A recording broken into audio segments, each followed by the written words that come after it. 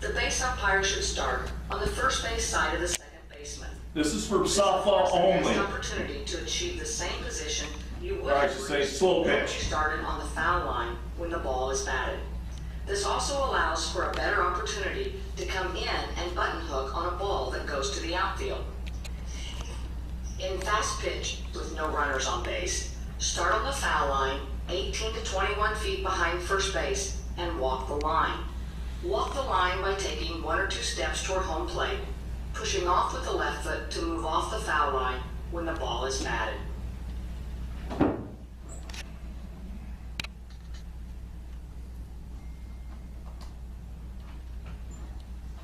Tag plays, force plays, and plays at first base.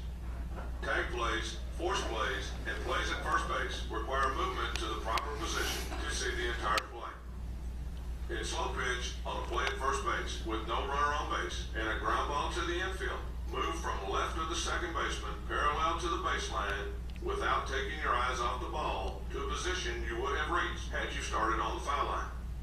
Move no further than a 45-degree angle from the foul line and no closer than 18 feet from the base. This keeps the 4 elements, the base, the ball, the offense, and the defense, in front of you as the play develops.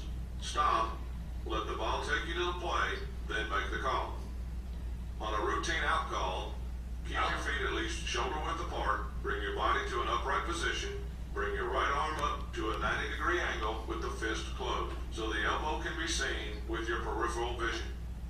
On a routine safe call, say keep your feet at least shoulder width apart, bring your body to an upright position while bringing your hands chest high with palms down with forearms parallel to the ground, and extend your arms straight out with palms down. In fast pitch, on a play at first base with no runner on base and a ground ball to the infield, without taking your eyes off the ball, move inside the foul line to no further than a 45-degree angle from the foul line and no closer than 18 feet from the base. When the runner is out on a very close play, use the sellout signal. This signal is nothing more than simulating a throw by a fielder. Move your feet as if you were fielding a ground ball and give the signal, followed by a strong out call. When the runner is safe on a very close play, use the sell safe signal. This signal is made by stepping toward the play, giving an emphatic, safe signal, and a strong, safe call. Finish the call by bringing your rear foot forward and squaring up to the play. In fast pitch and slow pitch, with a runner at first base and a ground ball to the infield for a possible double play, make 2 movements from the starting position. When the play goes to second base, take 1 or 2 parallel steps toward second base from a position left of the second baseman.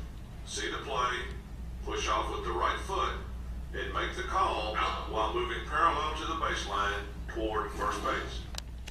Without taking your eyes off the play, let the ball turn your head to the play at first base. Stop, see the play, then make the call.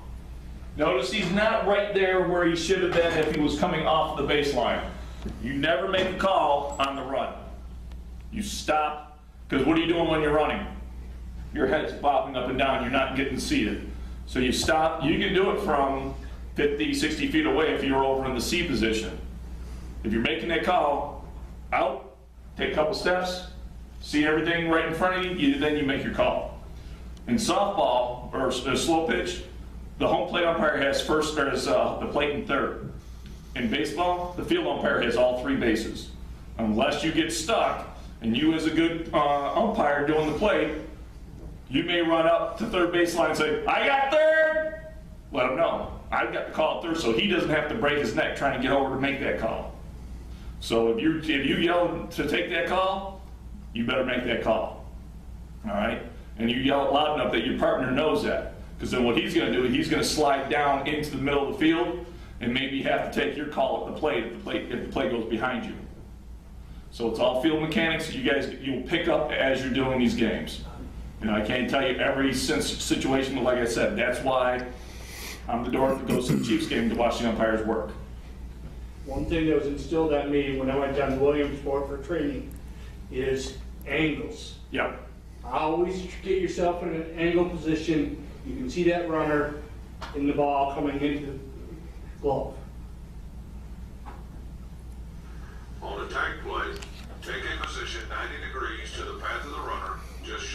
place they are trying to reach at a depth of 10 to 12 feet from the plate. All four elements will be in front of you. As the play develops, move to get an unobstructed view, read the play, hesitate slightly, and then make the call.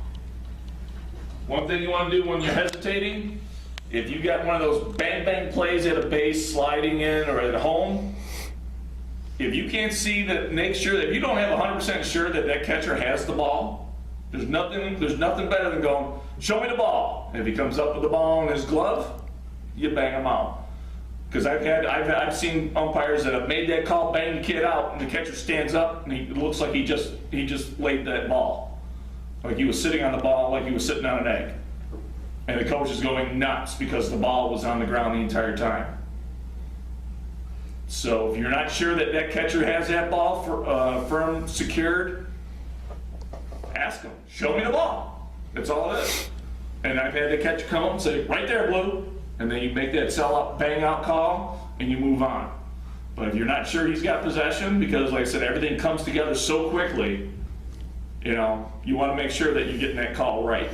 And it can be a tough thing to get used to. Your natural instinct is want to call that out or whatever right off the bat. Just give yourself a second to make sure.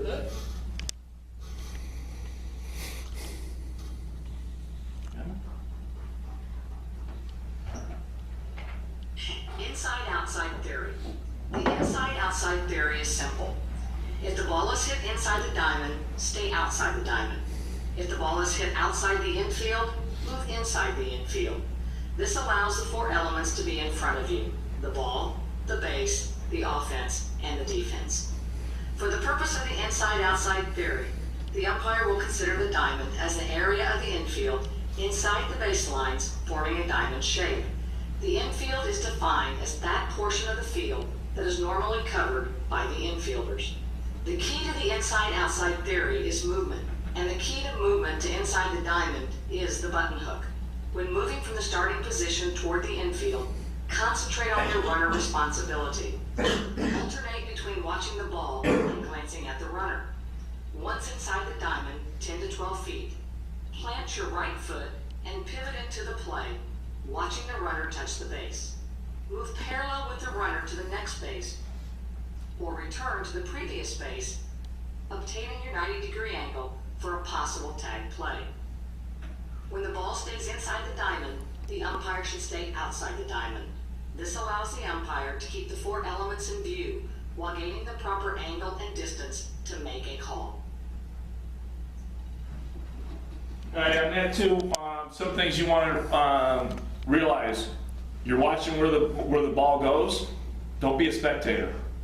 You have responsibilities to watch the runners touch the bases. The home plate umpire will make the call out or safe in the air. You guys are watching that runner touch the bases. Because if I'm the plate umpire, I'll tell you the ground rules. When we meet, I have everything in the air is my call. So you guys are watching that runner run and touch the bases. Because if they miss the base, the coach goes, Blue, I want to appeal that he missed the base. Go out and talk to you. He's going to come out and he's going to appeal to you. And if you don't know, I don't know, I wasn't watching, I got watching the game. You're not there to watch the game. Your responsibility is to watch that runner run the bases. My responsibility is to take the catch or make that call. One thing too is if you're on the first base line, no one on base, and it's a pop-up or a grounder or something to the first baseman, stay back. Don't try to come in to get that angle, because all you're going to do is you could interfere with the first baseman. You let him make the call. Your movement is dictated from that fielder. So if it's a shot or a foul ball to the first base line right by the first baseman, stay back. Let him make the call. Same thing too is if you've got a second baseman playing really, really deep. Notice this. You've got to be aware of where everybody is on the field in way of the players. So if you come out to take that 45-degree angle and that second baseman is behind you and you're in the way, guess who's getting hit? You. So you have to be aware of where the fielders are playing and adjust accordingly. You can still get a great angle on it, but you just got to be aware that that ball's going to come pretty much right past your head. The other thing is, you want to not interfere with a fielder. If a fielder says, "Hey, Blue, can you move over a few feet?" Move over a few feet. Let him have that clear shot. Don't sit there going, "No, tough luck for you, buddy." Move. All right. They're out there doing their job. You can adjust to them because they're playing a certain position. They could be having a pickoff play or whatever. Work with it. Don't get so cocky and tell the kid no. Slide. Move away. Move out of his way and just say, "You good? Yep. Okay." And it just that one statement impacts the kid.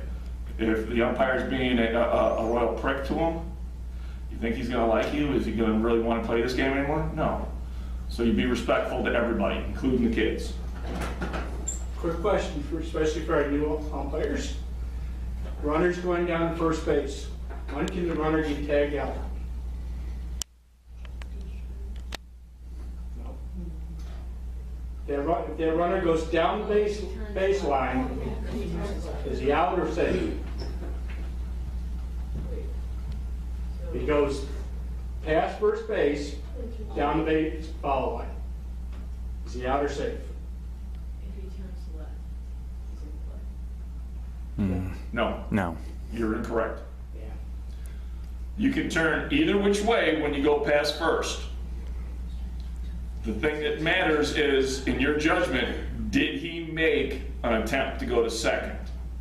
So if I'm running down and I stop, I turn in and I walk right back to the base, I made no attempt to go to second. And you're gonna have kids and coaches argue that point with you. "Oh, you have to turn out, you have to turn into fault." No, you don't. As long as I don't sit there and do one of those things, now that's an attempt to go to second. And if that first baseman's got the ball, I'd be standing there waiting at the base. I wouldn't chase him or not. You gotta come to me, because you're not going anywhere. So, like I said, you've gotta watch. Like I said, that is a field umpire. You're watching these things. Because as a home plate umpire, there may be other guys on base that I'm watching as they're coming to the plate. So I don't know anybody who's got chameleon eyes that can do two different things at the same time. I had a kid in my last class said, "Well, I know a guy that can take his eyes and go zoom it." I'm thinking, and it was more of a rhetorical type of question and statement. But like I said, if you're busy watching this, you can't be watching this. So you as your partner should be watching, making sure the whole field is covered.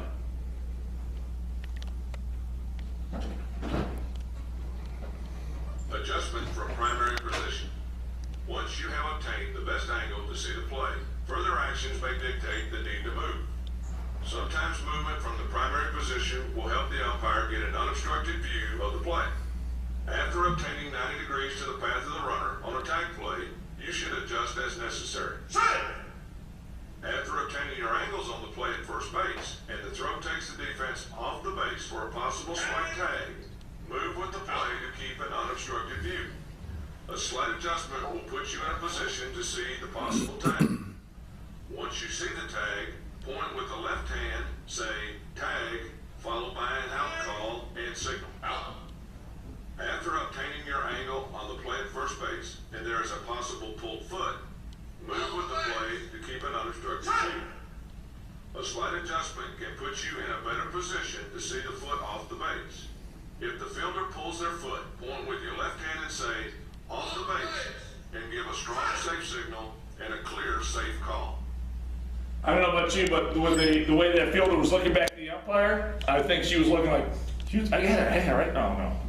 I mean, that right there was a dead giveaway to me, that the fielder's looking at the umpire like, I was out, right?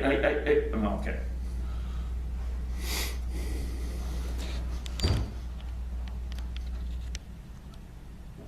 Fly ball coverage. There are times a base umpire needs to go to the outfield for fly ball coverage. When going out on a fly ball, the angle you obtain is very important.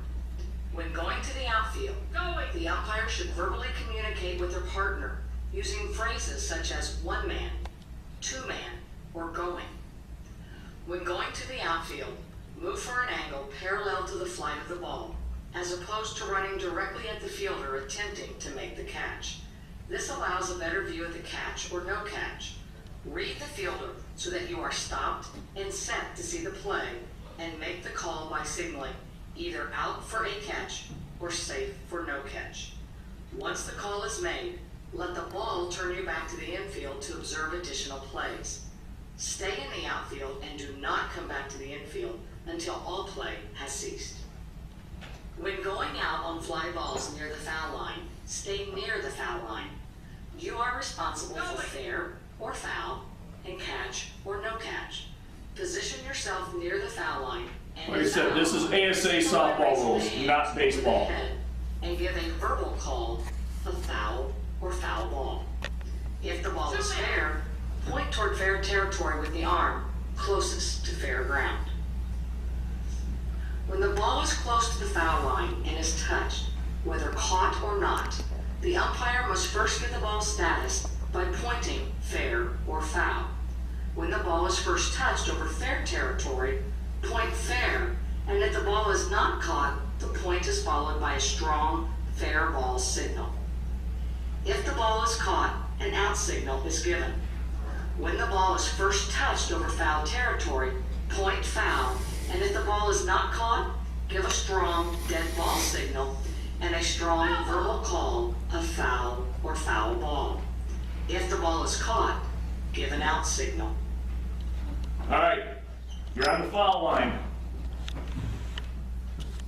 Foul line is right here. I'm reaching over into fair foul territory. It's fair ball, right? Because I'm in fair territory, right? I'm in fair territory. This is the foul line, and I catch the ball over here. It's still a fair ball because I'm in fair territory, right? Yeah. Who says yes? Who says no? Who's awake? Okay, what is it? Yes. Wherever the ball is touched, draw a direct line to the ground, and that's your status. Doesn't matter where I am. I've got girl arms, so I can stand 5 feet off the line and I can still catch it in foul territory. Still a foul ball. Wherever the ball's touched, draw a line directly to the ground, and if it's in fair territory, it's fair. If it's foul, it's foul. Doesn't matter where the fielder is. Coaches will argue that point till they're blue in the face. My guy was in fair territory when he touched it. Yes, sir, he was, but the ball was in foul territory. Doesn't matter where your boy is standing. Done. And then you move on.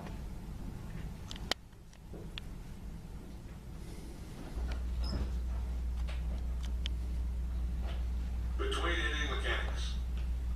The position the umpires take between innings is designed to allow each umpire to see all things going on until the offensive team starts to bat. The plate umpire shall take a position on the first base line extended facing the field when the team in the first base dugout is coming to bat, and on the third base line extended facing the field when the team in the third base dugout is coming to bat. The base. Whoever is getting up to bat, you should be on the opposite side, not behind where the catcher is. I usually go, let me get my pointer here. I'm usually here. If these guys are coming to bat, I'm standing right about here on this line.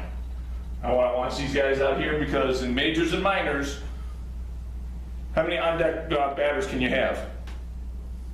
And the only one that can be there is the one that is starting the inning. There's nobody else allowed in majors and minors for an on-deck batter. You'll get, all right, Smith, Jones, Bradley, you guys are up first. You guys are the top 3 for the inning. You get all 3 of them out here swinging a bat.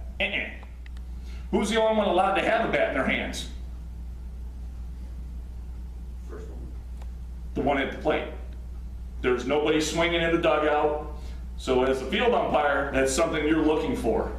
And they should have a coach in every dugout during the game. And it's their responsibility to make sure that no one's in the dugout swing. Because you'll have a kid out there like this, doing one of these things, and little Johnny walking by, getting his water, opening up his water, and walks in and gets smacked in the head with a bat. Nobody has a bat in their hands. I've stopped games and warned coaches, you got to keep these kids down, bats down. Also, in the mouth of the dugouts, everybody stays back. I think you guys got fences, but if you continue on, you may have some dugouts that don't have a fence for the opening.